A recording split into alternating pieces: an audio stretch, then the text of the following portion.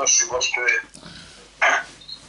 Ние сме Ти благодарни, Боже свят, за днескашния ден, Господи, който Ти си създал. Благодарен Ти, Господи, за тази Твоята многообразна благодат, Боже, която Ти ни даваш, за да може да се справим чрез нея в нашите жени. Господи, благодарен Ти, Господи, че днес и всякогаш може да се веселим в Тебе, защото, Господи, Ти си ни изкупил. Благодарим Ти, Боже, за това, че Ти беше раснат на кръста заради нас и даде кръвта Ти, Господи. Именно, Боже, чрез Твоята кръв не получаваме милост. Чрез Твоята кръв, Господи, не получаваме прощение на греховете. Чрез Твоята кръв, Господи, не получаваме благословение и отговор, Боже, на нашите нужди и проблеми. Защото милостта Ти, Господи, трае до века. Защото, Господи, в Твоята кръв е Твоята огромна и вечна милост, която, Господи, приканва всеки ден да дойде при Тебе, за да може, Господи, да бъде спасен. Благослови ни, Боже, благослови нашето семейство, благослови цялото християнско семейство. Ние сме на християнско семейство, Боже, благослови. Благослови, Господи, тези, които Ти можеш да спасиш, и тези, Господи, които Ти можеш да благословиш, и тези, които Ти можеш да запишеш името на вечния живот. Благодарим Ти за тази група, Боже. Благодарим Ти за това благословение. Благодарим Ти за това чудесно време. Вярвам, че това е времето, Господи, в което ние сме посетени от Тебе, Боже. Боже, да не ми даде в очите сълзи, но очите Ти, Господи, да се зарадя, Боже, когато сме посетени от Тебе, Господи. Този час да бъдем посетени от Тебе. Този час може да бъдем докоснати от Тебе, Боже, свят, за да получи, Боже, нужното благословение. Когато благославяш удобни Божии слуги, благослови и пастор Хохри, Господи, ето Божия слуга, Господи, който наистина говори Словото на истината и ние сме Ти благодарни за това Слово. Благословено да е свято с Тебе, Боже, благодарим. Благослови общината ни сега, Боже, и с нас останем. В името на Исус. Амин. Слава на Господа. Слава на Бога. Спрете микрофоните, ако учи, спрете микрофоните, искам да чуя. Микрофоните спрете. Така, слава на Бога. Днес с Божия за помощ искам да говоря върху един стих. Това е началото, разбира се. Темата ми днес е Господ Исус Христос умря на кръста заради теб и заради мен. Ай за целия свят мога да кажа така като цяло. Сега вижте в Словото Божие, Матея 20 глава, да се сега така. Същи човешкият син не дойде да му служат, но служи и даде живота си откуп за мнозина. Тук Словото Божие казва, живота си откуп за мнозина. Сега, когато говорим за нашия Господ Христос и за смъртта на кръста, Писание 53 глава, тук се казва много ясно, вижте, това е много хубаво, няколко стиха, които наистина разкриват цялата картина. Той бе презрян и отхвърлен от човеците. Човек на скърби и навикнал на печал. И като човек, от когото отръща хората лице, презрян бе и за нищо го изчетохме. Той наистина понесе печалта ни. И за скърбите ни се отовари. А ние го четохме за ударен, за поразен от Бога и наскърбен. Но той бе наранен поради нашите престъпления, бит бе поради нашите беззакония. Върху него дойде наказанието, докаращо нашия мир. И с неговите ранени ние се изцелихме. Всички ние се отбихме като овце, отбихме се всеки от своя път. И Господ възложи на него беззаконията на всички ни. Той бе огнетяван и измъчван, но не отвори устата си, като агне водено да клане и като овца, която пред стригачите си не издава глас. Така той не отвори устата си. Слава да бъде на Господа. Това е наистина чудесно Божие Слово, описва наистина това, което направи нашия Господ Исус за нас. Филипяни, апостол Павел дава една друга картина. Как Исус Христос слиза от небето на тази земя, идва и слиза още по-долу. Става смирен, смирява себе си и отива смърт на кръст. Това е нещо като картина много уникално. Създател на небето и земята приема образ на творението. Приемайки този образ на творението, той умира за греха на цялото човечество. И това наистина няма как да го разберем на тази земя. Но искам да кажа, че Словото Божие казва, че заплатата на греха е смърт, а Божия даде вечен живот Христос нашия Господ. Така че всеки един човек след Адам и Ева е грешник, който потъл към ада. Без значение колко е добър своите очи. Но Христос дойде даде себе за нас, да можем аз и ти, и всеки един, който повярва в него, да има вечен живот. Тук апостол Павел казва така: имайте себе си същия дух, който беше в Христа Исуса. Тук говори за дух на смирение, дух на покорство на Бога, който като беше в Божия образ, пак не счита, че трябва да държи твърдо равенство с Бога, но се отказва от всичко, виждам какво, отказва от всичко. Като взема себе си образ на слуга, стана подобен на човеците. Като се смири и като се мери човешки образ, смири себе си и стана последна смърт, даде смърт на кръст. Понякога казваме какво толкова смърт на кръст. Искам да кажа, това е най-позорната смърт. В Стария Завет, 10 години при Христа, имало, например, финикийците. Те са прави смърт на кръст и то за най-лошите хора, които са най-големите престъпници. И когато Рим завладява Финикия, взимат този тип наказание за най-лошите хора, които наистина са правили най-големи престъпления. И искам да кажа, че Христос именно се натовари с греха целия свят, именно с такава смърт. И вижте сега, в Римляни 10:13 Словото Божие казва така: защото всеки, който призове името Господне, ще спаси всеки, който призове. Значи, неговата жертва е на всеки човек. Няма човек, който да е вън от тази жертва. Някой може да каже: ама Христос умре за мен. Да, умре за тебе. И възкръсне за тебе. И може да имаш вечен живот, че вяра в него. Какво е необходимо? Вижте, Словото Божие казва, защото всеки, който призове името Господне, ще спаси. Става дума да призовем Господа, да повярваме. А преди това е необходимо истинско покаяние. Много път сега покаянието е най-важно нещо. Това е вратата. От тази врата влизаш в Божие царство, покаянието. В Деяния 17 Словото Божие казва така: Бог проче, без да държи бележка за времето на вашето невежество, за 15 човеца всеки се покаят. И много важно, трябва да разбираме наистина колко е скъпоценна тази жертва за нас. Ще кажа защо. Представете си Бог, който прави небето и земята. Вечният Бог дори на тази земя. Представете си върху себе си, да можем аз и ти да имаме достъп до небето, до вечността. Защото противно, че всички хора отиха в ада поради греха. Но благодарим на Господ, че наистина Исус показа милост, когато дойде на тази земя. И тук даже има един стих в една 6 глава, който говори в прав текст какво направи Господ за нас, че Словото Божие казва така. Йоанна 6, 38 казва така: защото слязох от небето, не моята воля да върша, а волята на този, който ме е пратил. Сега дума, Исус дойде на тази земя да извърши Божията воля. Значи Бог Отец, Исус Христос и Святия те са едно.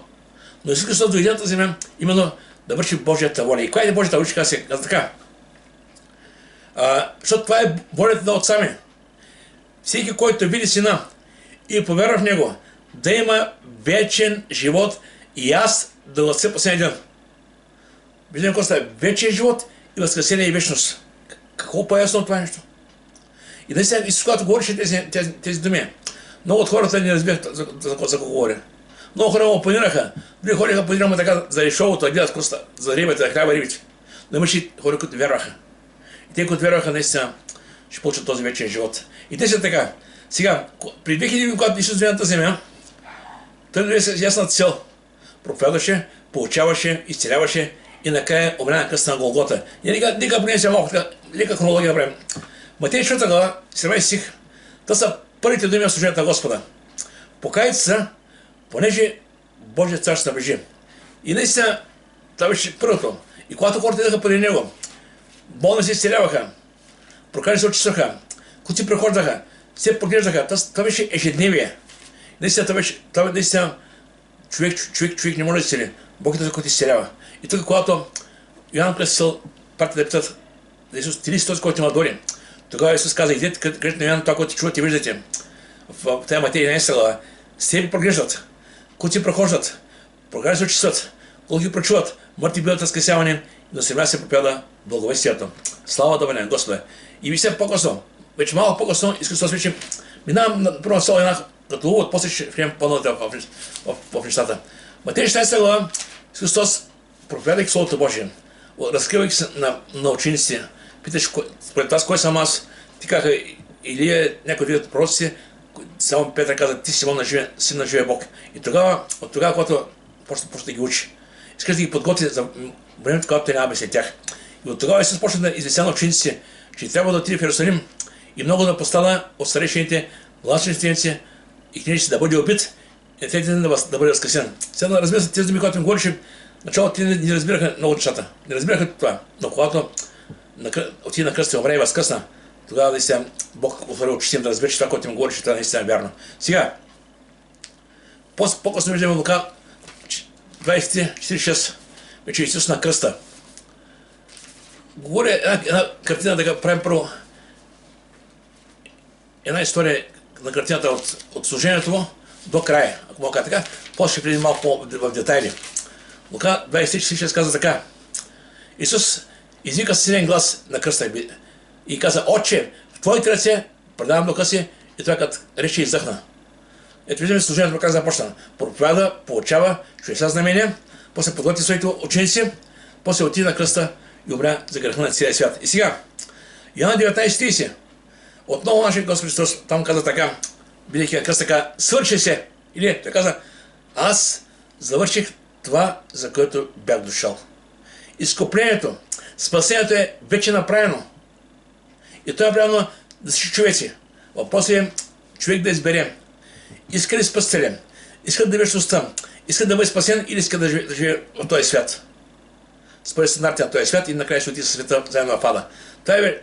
Това е избора. И знаете ли, винаги когато проповядваше, имаше най-малко две групи. Една група, които вярваха, и една други, които не вярваха. И днес е така. Когато се проповядва Словото Божие, има хора, които вярват, има други, които казват: няма Бог. И това е тяхната вяра. Неверие. И вижте, в Коринтяни 1:17 Словото Божие казва, апостол Павел казва така: Словото на кръста е безумие за тези, които погиват, а е Божия сила и спасение на тези, които вярват в Него. Виждаме едно и също дело, направено на кръста на Голгота. Едните хора, за тях е нищо. Те после какво толкова, или човек умрял там на кръста. Имало и преди толкова хора са умирали, те и други са умирали. Да, умирали са, обаче Христос беше Божия син. Значи Бог дойде на тази земя, проповядва, получава, изцелява и накрая умря на кръста и замина в небето. Възкъса и замина. Така че дава надежда, който вярва в него, как ще се спаси. Който вярва в него. Така че сега, понякога наистина хората казват: защо умря Христос? Първо Йоанна 3:5 казва така: и знаете, че Той се яви да носи греховете, в Него няма грях. Той дойде да умре за моите, твоите, за греха на целия свят. И ако може така да малко да иллюстрираме, представете си една голяма торба. Тази торба, греха на целия свят, взема върху себе си и отиде там и прокара на кръста. Той нямаше грех. Но тя умря вместо нас. Защото заплата на греха е смърт. Всеки от нас е грешник. Какво да прави? Не може да правим греха си. Но никой да се оправи. Има това да направи Той. Слава да бъде на Господа. Или Господ Христос умря заради теб и вместо теб. Сега, искам така накратко да преминем малко като хронология събитията и страданията, които преживя Христос. Макар че много път сме чели и когато четем, наистина така малко се преживяваме, но това е всъщност, това е слово, което сме учили много пъти и едва не може да почувстваме болката и унижението и това, което преживя Той. Удареха му шамари, биха го, даваха му отсепнество вода. Имаше много унижение по пътя към Голгота на кръста. Но въпреки това, Словото Божие казва, че Христос не отрони дума. А в една от Евангелието казва, че легиони ангели чакаха заповед от Господа. Ако беше казал край, ще я свърши. Обаче Той не отрони дума. Напротив, извърши това, за което беше дошъл. Сега, ще увидите Евангелие Лука и от Матея ще погледнем, накратко така да развием наистина картината. Сега, наближава времето, когато Христос трябва да бъде хванат, разпънат на кръст и да умре. Обаче как става сега? Вижте, наближаваше празника на безкъсни хлябове. Те им каза на учениците: наближава празника, на този празник ще бъде уловен. И главни свещеници и книжниците мислиха как да го умъртвят, защото се бояха от людите. Сега, смокшим каква е причината, защо иска да го умъртвят. Тогава влезе Сатана в Юда наречен Искариот, който беше от числото на 20-те и отиде се говори с главни свещеници, началници, стражата, как да го предаде. И те се радваха и обещаха да дадат пари. И той се съгласи, търси се да им го предаде, когато е бил стомно ресурс. Значи, когато Христос проповядваше, получаваше, около него имаше хиляди по хиляди. Юда им обеща да им го предаде, чакаше от този момент, когато са по-малко хора, ако малко е така. И сега, мога да отключим сега в Лука 21 глава, 37-38, така малко да навлижим в общата. Казва така: и всеки той получаваше в храма, а всяка нощ извърши нощуваше на хълма наречен Елионски. И всички люди подраняваха при него в храма да го слушат. Вижда, че около него винаги имаше много хора. Обаче сега идва въпроса: каква беше причината юдеите и фарисеите и книжници да искат да убият Христос. Имаше и други религии, имаше садукеи, фарисеи, вярваме и други религии. Защо техните не искат да ги убият, а искат да убият точно Христос? Защо точно? Ще казва, що се да. Защото Христос казваше, аз съм Бог. Аз съм Божия син. А според техните закони на идеите на фарисеите, всеки човек, който правеше себе си равен на Бога, да служаваше смърт. Първо Исус не правеше събота. Той за него в събота по едно и начин значение. Той всеки не върши чудеса за мене. И те просто за това го примчиха, че прави събота. А после, като каза, че е Божий син, още повече. В Йоанна 5 глава, 17 казва така. 5 глава, 17 стих. Исус върши тези неща в събота. И те иска, трябваше една от причините. Исус отговори рече, Отец ми е работил, сега аз работя. Каза Отец ми.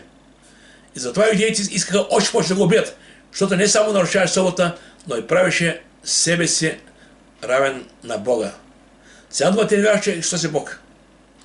И той каза, ако не вярвате мене, вярвате по делата, които върша. Но така няма, че те бяха решили после да го елиминират. И сега имаше още момент, в който Исус ясно им каза, Йоанна 10 глава, аз и Отец едно сме. Юдеите пак взеха камъни да го убият.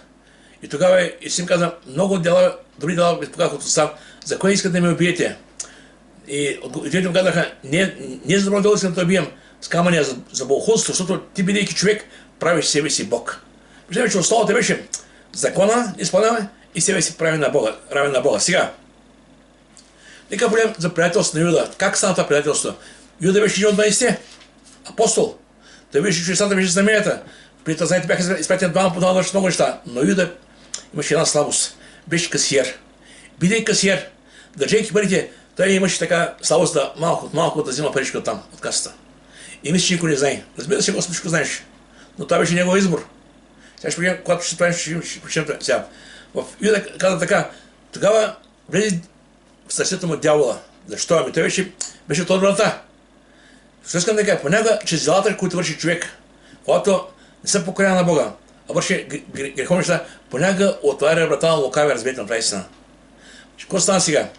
Тогава влезе Сатана, вида на днешния скрит, защо влезе, как влезе? Ще дам сега примал си. В Йоанна 12 глава, така беше много интересно. Казва така, когато Исус възкреси Лазар, и тогава Мария взе един миро, от чист скъпсен народ, помаза го нозете на Исус, с косата си ги отли нозете и къщата се изпълни с благоухание от мирото. Това става малко по-късно, като Лазар е възкресен. И един от учениците му, Юда Искариотски, който ще да го предаде, рече, що не се продаде това миро за 300 динара, да се раздадат на сиромасите. Едва не той загрижи сиромасите. Обаче ще толкова ска сега. А това рече не защото го беше грижа на сиромасите, а защото бе крадец и като държеше касата, вземаше от там това, което пуска от другите. Виждаме какво става. Значи виждаме почвен стъпка по стъпка и дява примет влиза без да пита и виждаме какво става се свят. Сега. И сега за приятелството ще го става. Матея, четем сега. Матея 26, 14, 16. Така. Каза така. Тогава един от 20-те, наречен Юда Искариотски, отиде при посвещеника и рече, какво обича да ме дадете, и аз ще ви го дам. Ще го предам. И те му пределиха 30 сребърника. И от тогава той търсеше удобен случай да го предаде. И тук наистина виждаме в следващия война вече как наистина това се случва. Сега, точно предаването на Христос, много интересно сега четем Лука 22 глава 67 до 52. Каза така. Преминаваме цялата история накратко. Докато още говорише, ето едно, тук беше така малко преди това, той в тук молитвата пред Гецимания, когато се молише и Словото Божие каза, че кръвта му, плътта му стана като капки кръв. И тогава имаше една молитва към Бога, каза, Отче, ако се приеме сега чаша, обаче не е моята воля да върши, а не моята воля, а твоята да бъде. Тук наричаме една молитва, която е наистина от Господа към Бога, но нямаше отговор. Кога каза, не е моята воля, а твоята воля да бъде. Така че важно наистина, винаги когато се молим, казваме, Боже, не е нашата воля, нека бъде твоята воля. Това е един модел крайнеща на упование в Господа. И сега, още се молише, ето той, който се наричаше Юда, Юдовасите, вървеше пред тях и приближиха се до Исуса за го прицелуне. Преждем тук са 12 апостоли, Христос, видим едно голямо множество и да при Исус го целува. Що го целува? Защото Божие каза така. Само секунда, че съм да 53. Каза така. А Исус рече, Юдо, целувко не предаваш човешкия син. Той дойде целуна, сега дума, този когато целуна, това е той. И те, които бяха около Исуса, като видяха какво ще да стане, рекоха, Господи, да ударим с нож. Виждаме, защитава го. И един от тях удари слугата на просвещеника и му осечи дясното ухо.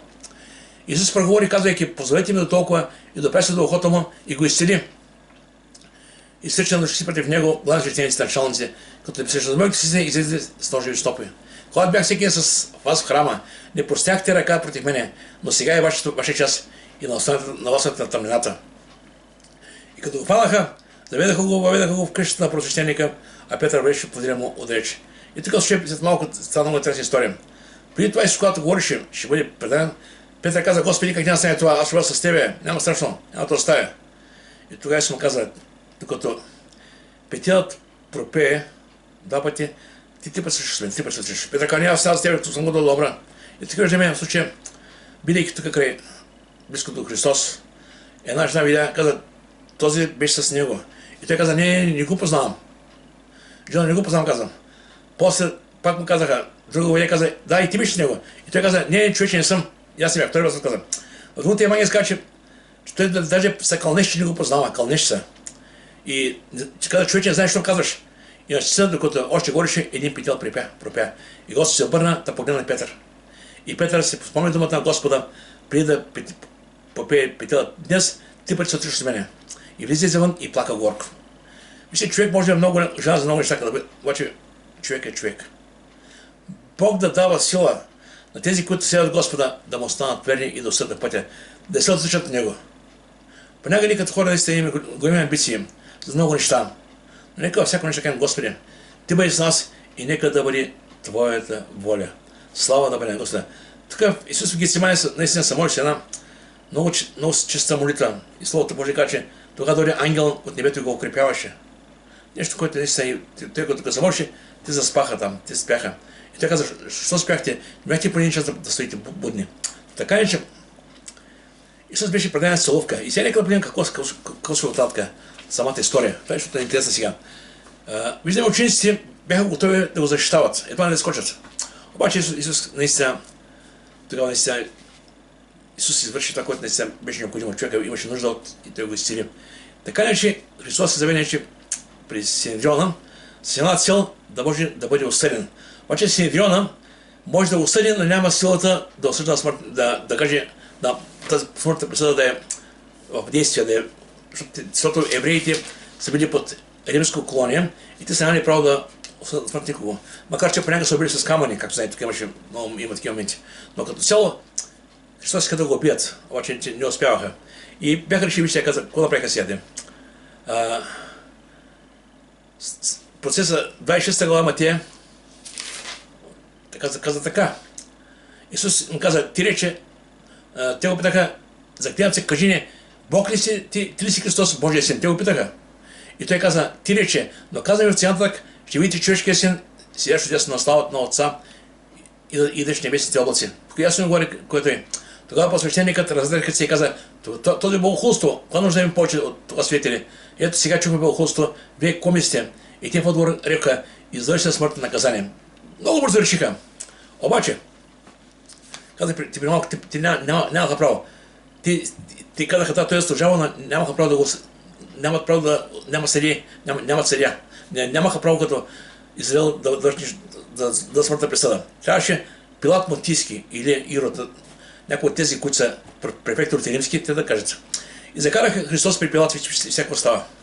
Тогава цялото множество техни хора станаха и го завели при Пилат. Христос говори там сега. Искат самия Пилат да се ангажира да уби Христос. И трябва да има някаква причина, която Пилат да каже, чакай, кой си ти? В моето царство ти се правиш на цар. И казаха така, започнаха да го обвиняват. Намерихме този човек, че развещава народа. Лъжа, какво защитава? Той проповяда. Мърчуй се. После казаха така, забранява се да данък на кесаря. Тая е лъжа пак. Те веднъж като писаха, трябва да даме данък на кесаря. Той тогава взема монета и каза, чий образ е тук на кесаря? Другия, значи Божието Бого, кесарят и кесаря. Лъжа пак.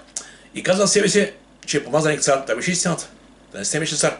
На него царство не е на тази земя, него царство в небесно царство. И каза така, и Пилат го пита, думайки, ти ли си юдейския цар? А той в отговор му каза, ти право казваш. И Пилат рече на главните свещеници и народа, аз не намирам никой вина в този човек. А те после чува, казваха, той вълнува людите, понеже получава по цяла Юдея, като е почнал от Галилея и седал даже от тук. Сега вижте нещо, което е много важно тук сега. Аргументите бяха за защита народа, забранява се дава данък и късера, така че помазаник цар. И сега думат, според тях това трябваше да бъде страшна причина Пилат да го осъди. Обаче Пилат каза така, за мен той е невиден. Но те настояваха, имаше веднъж в годината на празника, така обичай, да им пуска по един престъпник. И в затвора имаше един Варава, който беше убиец. Представете убиеца. И той им каза, кога да ви пусна? Исус, иди Варава. И те бяха подбудени там от хората. Пусни Варава, пусни. Цяла дума да им пусне убиеца, а праведния да го разпее на кръст. И сега, разбира се, това беше Божия промисъл. Нищо не става без Бог, разбирате ме. И сега, нека погледнем какво се случва от тук сега. 23 глава от 13 до 15. Тогава Пилат вика свещениците, началниците на народа и речем, дойдете ми тук този човек, като един, който разрешава на людите, но аз го разпитах пред вас и намерих в този човек никаква вина относно това, за което го обвинявате. Нито пък Ирод намерил, защото той го е изпратил върто при нас. Той го прави първо по Ирод, защото разбра, че Галилея искаше едва не да си умира ръцете, обаче Ирод го разпита и го върна обратно. Обаче при Пилат имаше нещо друго. В Евангелията на Матей казва, че ждано на Пилат, вечерта е сънал сън. И прати Хабир до царя и каже, моля те, не действува нищо на този праведник, поради това, че нощеска имах смущение в съня си. И Пилат се опита по всеки начин да го освободи. И Словото Божие каза така, на тези всички вика единодушно, махни този последния Варнава. Интересна работа. Не става. Той иска да го освободи, но народът усеща не иска. И тогава Пилат пак извика, като желаеше да пусне Исуса. А те казвайки, разпни го. А той им рече, какво за история от този човек? Но аз не имам нищо в него. Но те настояваха си на гласове и Пилат реши да изпълни искането им. Пусна онзи, който искаха, който за размирица и убийството бе хвърлен в тъмницата, а Исус се предаде на волята им. Сега, наистина това е нещо, това е библейска история, накратко. И видимайки се на кръста, и така Словото Божие, когато беше на кръста, той се може за тези, които видимик убиеха, тези, които се подиграваха, той се може за тези хора, които бяха против него. И наистина това беше нещо уникално. Той се може за своите убийци. Може за тези хора, които го удряха, които го изсъздаваха. Виж какво каза сега. Исус каза, Отче, прости им, защото не знаят, що правят. И като задиха дрехите му, хвърлиха жеби за тях. И нещо, което има още нещо интересно. Около него имаше двама човека. Двама човека, които в момента илюстрират сегашния свят. И в началото и двамата хулиха Господа. В един миг един си каза, ние с тебе служаваме да бъдем тук, защото сме лоши хора. Но той е Господ. Той не служава. И тогава му каза, Господи си, спомни за мен, когато дойдеш царството си. Той се помоли. И му каза, истина ти казвам днес. Днес ще бъдеш с мен в рая. Вижте какво става. Човека на сетината. И двамата разбойници бяха еднакво близо до Христос. И двамата разбойници имаха еднаква възможност. Но единия се възползва, другия не се възползва. Човек към така, вижте. Благата вест днеска е дадена на целия свят. Всеки един човек може да чуи за Господа. Всеки един човек може да повярва. Всеки един човек може да иска към Бога, да се спаси. Всеки един човек. Да. И ние го направи разбойника, другия не. Другия предпочита да се умре. Много хора преминали през тази земя. Си отиват безславно, без надежда. Казват, това е живота, всичко също там, гроба. Не. Това каза дявола. И знаем, че живота продължава. В момента, на този човек каза, истина ти казвам, днес ще бъдеш с мен в рая. Или сега дума, в момента, който затвориш очите за тази земя, когато се дадеш край на тази земя, ти ще отвориш в Божието царство. Това е надежда за християна. Така че, той е един преход към вечността. Филипяните 20 казва така, защото нашата граница е на небесата, откъдето очакваме Спасителя Господа Христа. Сега, виждем сега, Лука 23:46, беше около 6 час и тъмнина покриваше цялата земя до 9 час. Като потъмня слънцето и завесата на храма се раздра през средата, Исус извика с силен глас, Отче, в Твоите ръце предавам духа си. И това като рече, и издъхна. Слава да бъде на Господа. Сега, в Йоанна 19:30 Исус казва отново, там според него Евангелие, свърши се. И сега дума, аз завърших това, за което бях дошъл.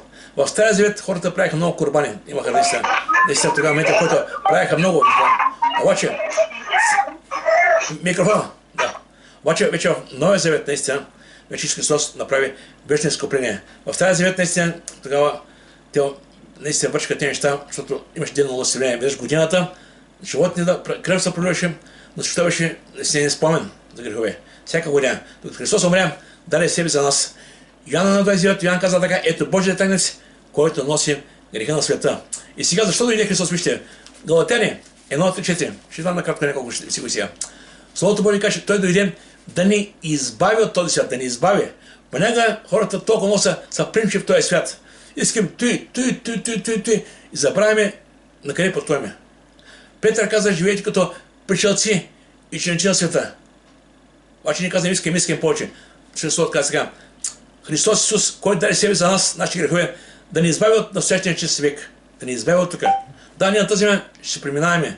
Имаме нужда от много неща. Но Словото Божие казва, не се притеснявай. Какво ще идеш, кой ще пишеш, кой ще обичаш. Търсете първо Неговото царство и Неговата правда. А вижте сега в Деяния на апостолите така описано цялата картина, че нищо не става без Бог, разберете ме. Някой ще каже, защо Бог допусна това? Ама това беше Божия промисъл. Ще сега какво се казва Словото Божие. Деяния 4 глава, 27. Защото наистина Ирод и Пилат Понтийски, езичниците и израелевите люди се събраха в този град против този служител Исуса, когато си помазал, за да извършат всички, що твоята ръка и твоята воля са определили да стане. Това е Божия промисъл, Божията воля. Исус дойде да проповяда, да даде благата вест, да умре за греховете и да възкръсне. Това е промисъл, това е Божия промисъл. Понякога ние обвиняваме този и нози. Разберете, всичко това е Божия промисъл. Да, Юда имаше своята вина. Юда извади преди това не го грях. Но като цяло, цялата картина е пред Бога. И следващия въпрос се казва Деяния, 2:20 се казва така. Него, предаден според определената Божия воля и предознание, вие разпънахте и убихте чрез ръката на беззаконниците. Обаче каза, когато Бог възкреси, когато развърза болните от смъртта, понеже не беше възможно да бъде държан той от нея. Сега ни понякога почувиш как може Бог да умре, как може това да се... Вижте, Словото Божие казва, че Исус Христос вкуси смърт, всеки един човек. Вкуси смърт. Вкуси. Как стана? Аз не знам. Но това го направи нашия Господ Христос. И нищо не става без Бога, разбира. Бог знае всичко. И наистина Словото Божие казва така. Но Бог по този начин изпълни това, което беше предизвестил честата на всички пророци, че Неговият Христос ще пострада. И сега се накоша още два стиха.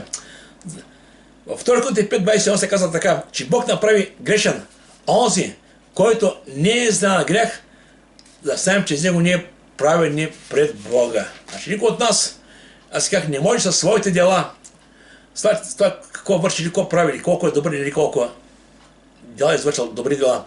Никой от нас не може да ти в небето по заслуги, разберете ма. Всеки от нас има възможност да ти в небето.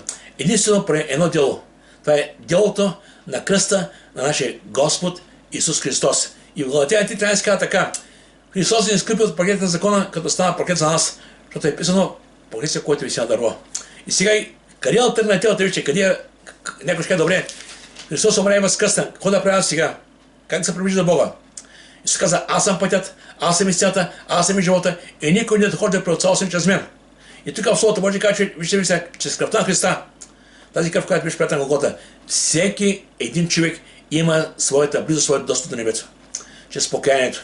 А сега Христа Исуса, вие, които някак сте били далеч, се поставени близо чрез кръвта на Христа. Защото чрез него и ните другите имаме своят достъп при Отца в един дух. Чрез Христос всеки един човек може да прибога да каже, Боже, аз не при Тебе. Някой ще кажа, какво стане с греховете ми?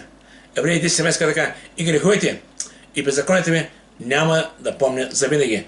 А до някой го приеха, Библията каза, Бог даде право се нарекат Божии чеда. Нека Бог да наблагослови, нека знаем, че Бог ни обича. И тая жертва не беше напразна.